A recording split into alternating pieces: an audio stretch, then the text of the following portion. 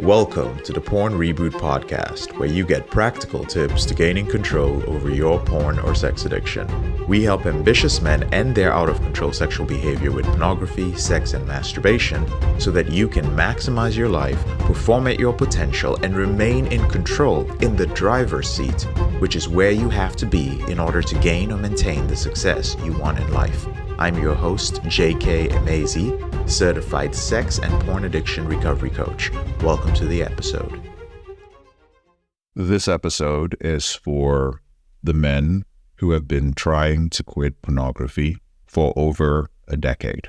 It's been more than 10 years. There's nothing special about 10 years, but it's something that you have thought of. You have realized that it is well over a decade, and you have been trying for over a decade, and you've done it all.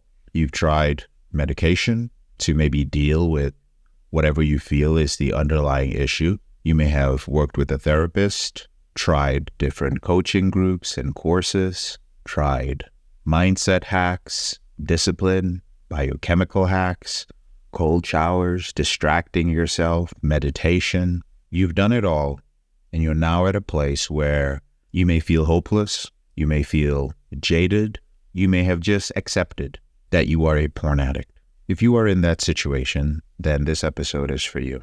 This is not about coping strategies or any tools. It is simply about the final stage of all of this, which is your self-image. In the Porn Reboot system, the process is simple. You change your habits, you change your lifestyle, and ultimately, your self-image changes. I want you to know that it is in your nature to be in control of your sexual behavior effortlessly. I'm going to use some very simplistic terms to give you context. Just hang in there with me. You have many other biological urges. There's the urge to feed yourself. There is the urge to defecate, to urinate, to relieve yourself. And for those urges, among others, you have the ability to almost effortlessly restrain yourself, sometimes for very long periods of time. The only difference between that and your sexual urge is that you will cause bodily harm and damage, biological damage, that is evident in short notice. Short notice being within a couple of hours or days. If you don't drink water, if you don't eat, maybe weeks. I know there are accounts of that. If you don't use the bathroom, you're going to damage your digestive system or your kidneys. But with your sexual urges, it will take a very long time before you see any negative impact. Make no mistake about this. There is an impact on your body and on your mind if you do not have sex or if you do not have sexual release. Do not listen to what the abstinence warriors say. Biologically, you will experience erectile dysfunction if you do not have sex or you do not masturbate, you do not release in some way. Psychologically, you will experience sexual repression, and you might even develop, in extreme cases, I'll just call it deviant behaviors, just to encompass everything. Or you may become absolutely asexual. I have seen it all. But it takes a very long time to get to that point, which simply means that, again, you have the ability to control this behavior. It is within every single man. You were not born to be a compulsive masturbator, a compulsive pornography viewer. This is not your natural state. Your natural state, listen, is control, which feels as effortless as choosing to eat an hour later. The things you need to begin with are your thoughts and your beliefs. You can understand the brain and you can understand addiction as much as you like. Many addiction professionals with alphabets in front of and behind their names have come through our program. They are addicts to pornography. You can understand all these things, but if you cannot shift your identity, you will not leave the driveway. You must move beyond the conceptual. And that means that you have to question what you take yourself to be. There is some questioning that needs to go on. And every man in the late stage of their reboots and their maintenance stage of their reboots asks themselves these questions. It is your self-image which has to change. What is the meaning of something like, how long I have struggled? When you say, I've struggled with this behavior for 10 years. What is the meaning of that story? And does that story that you've told yourself, oh, I was exposed to pornography when I was this age, and I used it as a coping mechanism for this and this, and then it escalated around this age, and then I started watching XYZ at this point, and maybe you're one of those guys who started acting out, and then this was my introduction into escorts and prostitutes, or gay sex, or sex with transgender individuals. How does that story change your present moment? I am not saying that the story is false. I'm asking how telling that story to yourself has an impact on whether you are going to slip or relapse this evening. You have to confront your organizing structure. That's what I call it. All your thoughts and beliefs that have been keeping you stuck. That's the thing you cannot overcome. It is not the behavior. Let's make that clear. You have tried many things with the behavior. You've tried it all. It is within you. It is a series of thoughts and beliefs that are layered over each other. It is like pages in a book, some of which are stuck together.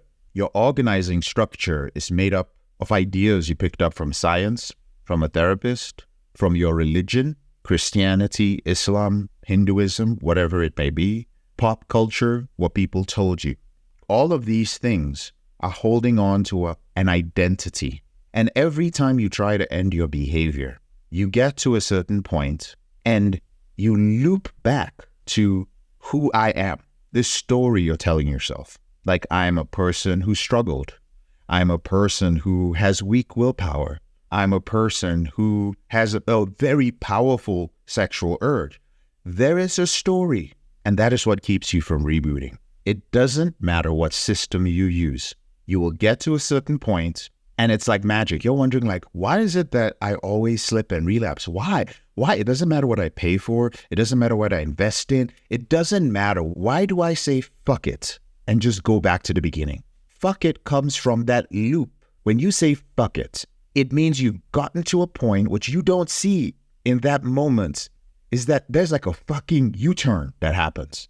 And that U-turn leads straight back to who I am. That is the thing that has kept you stuck. Now, the other men who moved forward, they got to that point, and right before they looped back, they were like, hold up, why? Why am I going to say, fuck it? I'm not going to let this automatic loop take me back to the beginning.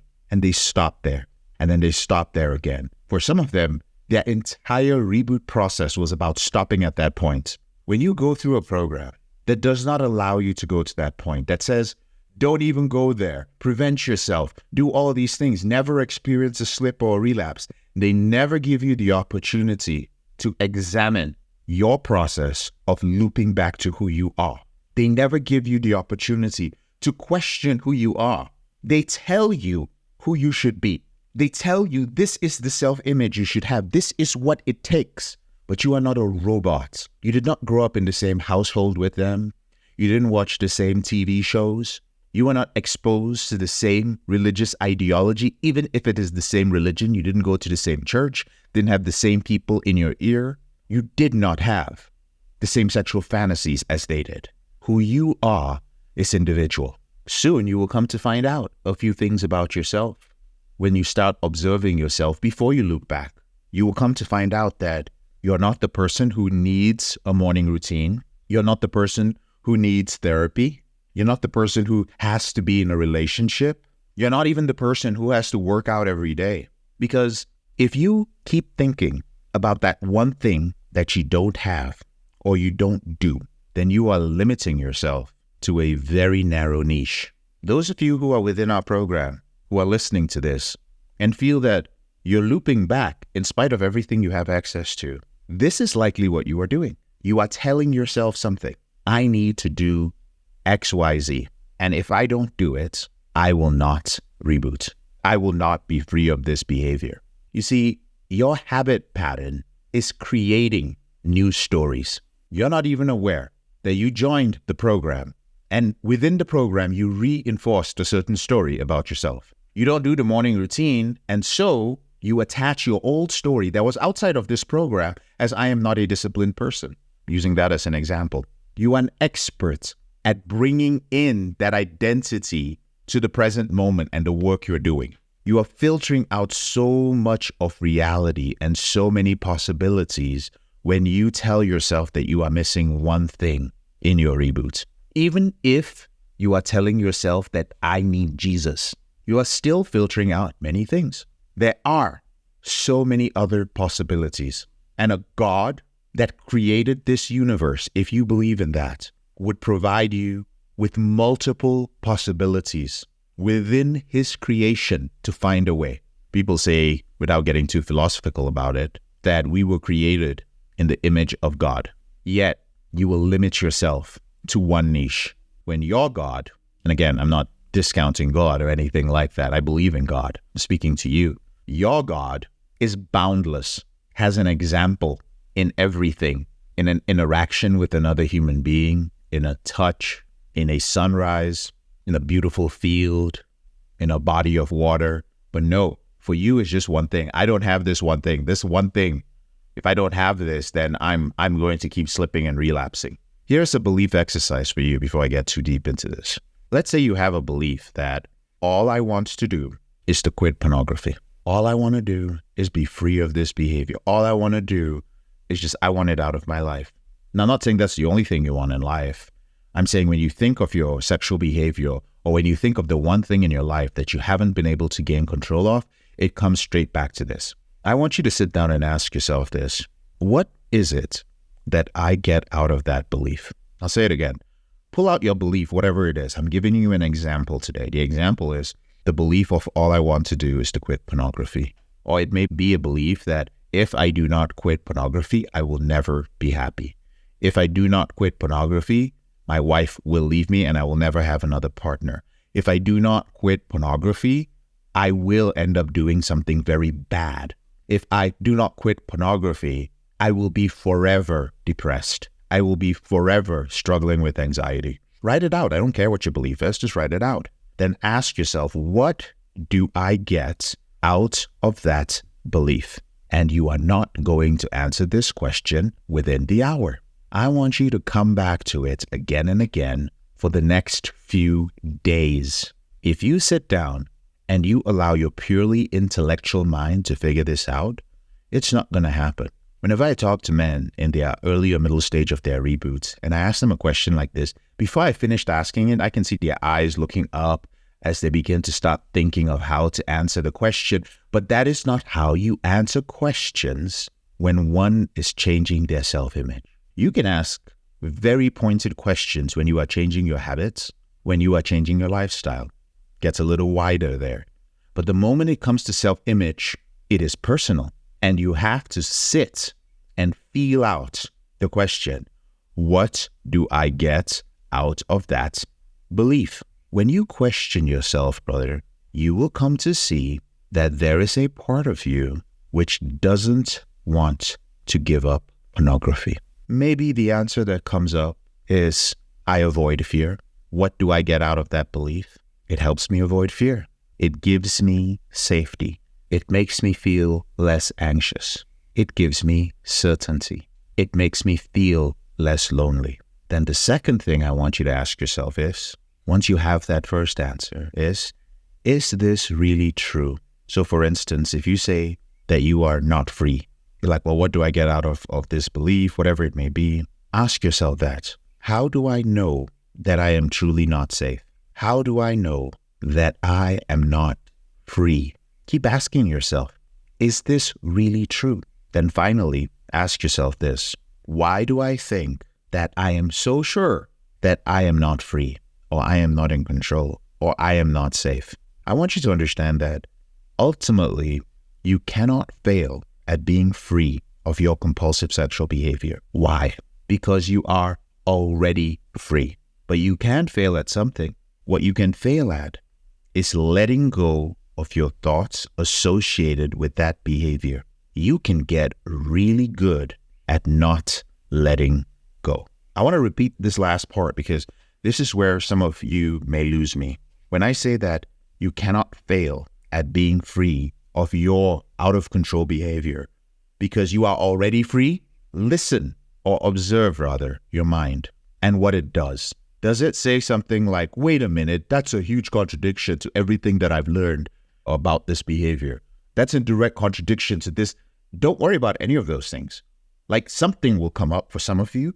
I want you for this particular episode to simply ignore that.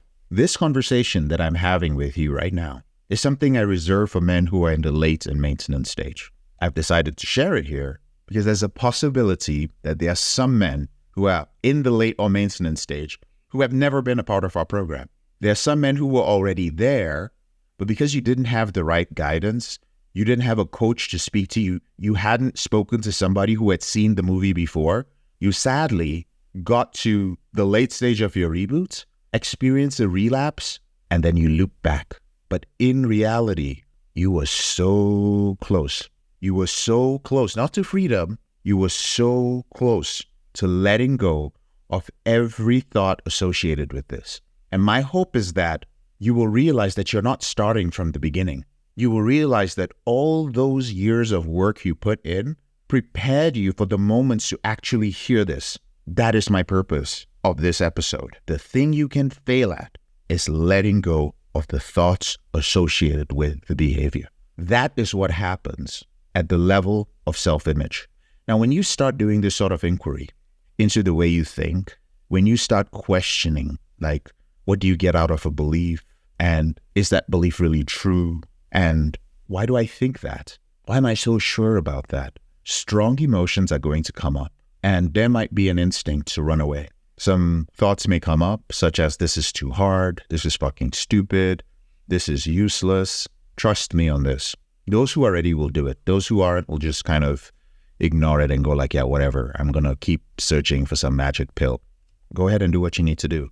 But for those of you who are willing to sit down and ask yourself 3 simple questions, writing out what the belief is, asking yourself what you get out of that belief, sitting on it for a few days and coming back, answering it, questioning if it is really true, and then asking why you believe or why you think it is true. That's the specifics of it. Simply observe the emotions that come up. It is part of the process of turning inwards and questioning everything you believe about this. The reason I want you to sit on it for a while and take your time with this exercise is because all the thoughts and beliefs that you've had are going to show up. They are going to show up to counter it. And you are going beyond all of that. We're not talking about a root cause. We're not talking about trauma. None of those things. There's nothing else practical that you need to do. Like, ooh, what's the next step? You'll know. Some of you may be wondering, well, what happens when I have finished asking myself those 3 questions? I don't know what happens. I do know that if you've asked yourself the right question, something arises, some sort of clarity that is unique to you, because these are your thoughts and these are your beliefs that have been layered over the years. And there is no human being that can tell you what will come up. Nobody. Something will happen. Take your time with it. If it takes you more than a few days, that's fine. Keep going back to it. Keep questioning and questioning and questioning. You do not need to do it with anybody else. You can, but I would recommend you do it on your own. I would recommend, too, that if you're not within our system, that you drop everything else you're doing for a few moments. All the thoughts, all the beliefs, all the reasoning, all the intellectualization. Just ask yourself and question your belief deeply. Give it a few days. Some of them need time to actually break down. And as the belief or the idea you have held for so many years begins to break down, that is where strong emotions arise. Do not run away. Just remember that I said that strong emotions arise from this sort of very direct inquiry. I hope you take advantage of this. I hope that this leads you to freedom. I hope that this frees you and shows you that ending this behavior, when I say ending this behavior, is simple but not easy. I hope you start seeing everything that I have shared over the years in a completely different light. I use language that different men who listen to this podcast can understand. I will use the language that will reach different men so that I can transmit the real message. which every man who has reached the maintenance stage comes to realize. Because every man who reboots and is totally free and hits that reset button, new self-image, lets go of everything they held on to about their sexual behavior and about their addictive behavior. In fact, tomorrow, I will be sharing, in the next episode anyway, some feedback from a brother in the intensive program who worked very hard on this inquiry. And he was kind enough, like many of the men who have completed their time in the program and achieved freedom, he was kind enough to share. And man, it was such a good share. This is a man who grew up Christian. This was a man who believes in God. This is a man who's very successful too at a young age. But he questioned everything and he stepped into fear. Fear comes up too, gentlemen, when you have to examine these sacred cows. I'm looking forward to sharing that with you. But if you have any sort of profound experience, or maybe not profound experience, but something happens, feel free to email me. The way to get me to view your email, I do receive literally hundreds a day, is to, in the subject line, put in podcast. Okay? Please make sure it's about a podcast episode and not just a random way to get my attention. Put in podcast or regarding episode, whatever, and share. I will communicate with you. I'm JK, your brother in this struggle. Thank you so much for listening to this episode of the Porn Reboot podcast. I'll speak to you later on in the week. If you found this episode helpful, here are 4 ways I can help you with your out-of-control sexual behavior for free. The first way is to grab a free copy of my book, Confessions of a Porn Addict, 7 Secrets of Porn-Free Men at elevatedrecovery.org, or visit the link in the description below this episode. The second way is, if you're not sure where to start, but you'd like to learn more about my team and I, if you'd like to spend time with like-minded professionals and business owners who are controlling their behavior, then join our free and confidential group, the Porn Reboot group on Facebook. There's a link to join in the description below this episode. The third way is, if you need help right now because you have a burning issue, your behavior with pornography is hurting you mentally or emotionally, you're about to lose your relationship, you want to live up to your potential, be an authentic man, and free yourself from shame, guilt, and underachieving, then click on the link in the description below this episode that says free coaching call. And the fourth way is to leave us a 5-star review if you enjoy this podcast, so that we can reach more men who are struggling in silence and bring back the lessons we learn from coaching them to freedom.